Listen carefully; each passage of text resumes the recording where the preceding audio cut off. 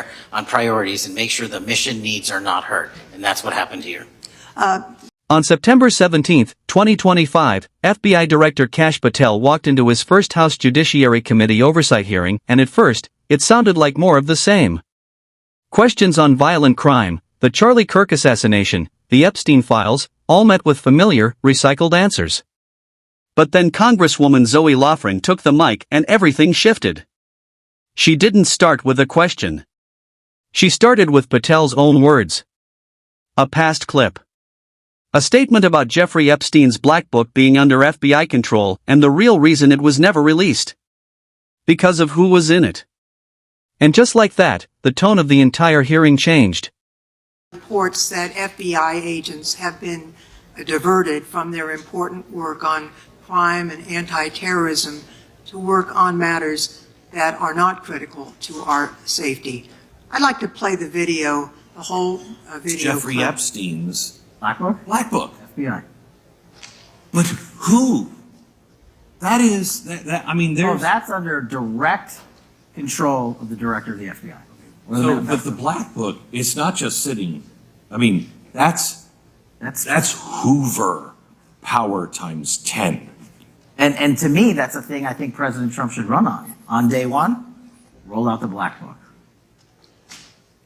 In contrast to that attitude of let it all out, we're getting reports of actions that run contrary to getting everything out and that also involve diversions of FBI resources. For example, an FBI whistleblower reported that you were pressured by the Attorney General to place 1,000 personnel on 24-hour shifts to mine roughly 100,000 Epstein-related records to redact President Trump's name from the files. Bloomberg reported this, that you directed FBI special agents from the New York and Washington field offices to join the Bureau's FOIA employees in Winchester and another building a few miles away, and that while reviewing the Epstein files, FBI personnel identified numerous references to Trump in the documents, and people familiar with the matter said that Trump's name, along with other high-profile individuals, was blacked out. Now, the New York Times reports, and this is a quote, Justice Department officials diverted hundreds of FBI employees and federal prosecutors from their regular duties to go through the documents at least 4 times, including once to flag any references to Mr. Trump and other prominent figures.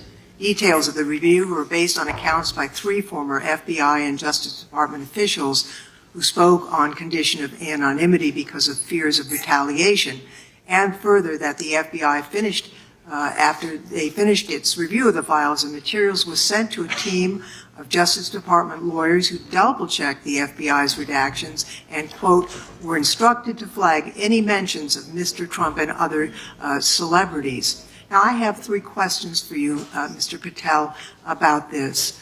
First, how many times did President Trump's name appear in the Epstein files? Was it more than 100, more than 1,000? Were the agents who were pulled from their duties to redact the president's name from the Epstein files working on criminal cases or national security cases or child sex trafficking cases? And are the number of agents that have been reported diverted for these purposes, is that accurate? No. No what? You asked if it was accurate. I said it wasn't. So you're saying that none of this happened? No, I'm saying it was inaccurate. Okay. How many times did President Trump appear in the Epstein files? More than 100? More than 1,000? No, and what we've been able to release is what we've been legally able to release, and that has No, that's not the question. I asked you, how many times did the president's name appear? I don't know. It's your testimony. You do not know that answer. The number of times, no. Could you tell us how many agents were diverted for this task and what they were working on? When you say diverted, you make it seem as if agents were pulled off what they do all the time.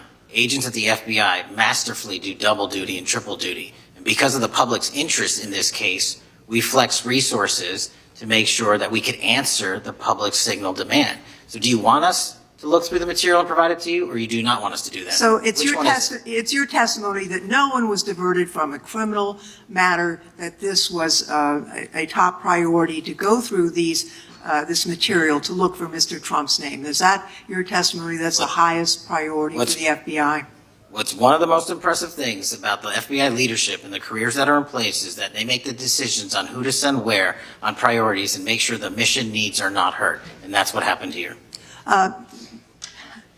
It's shocking to me that the FBI would think that erasing Mr. Trump's name from the Epstein files is a high priority when we have crime, we have national security threats, we have terrorism threats, we have murder. Let's break down what just happened, because Kash Patel's testimony didn't just raise eyebrows, it raised serious questions.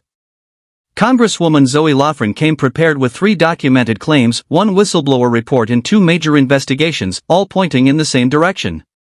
Pressure from Attorney General Bondi. Over 1,000 FBI personnel pulled into round-the-clock shifts. A specific mission: scan the Epstein files and flag any mention of President Trump. Multiple reports confirmed it, names found, then blacked out. When asked the simplest question, how many times does Trump's name appear, Patel said he didn't know. Not couldn't say. Didn't know. And what came next only made it worse.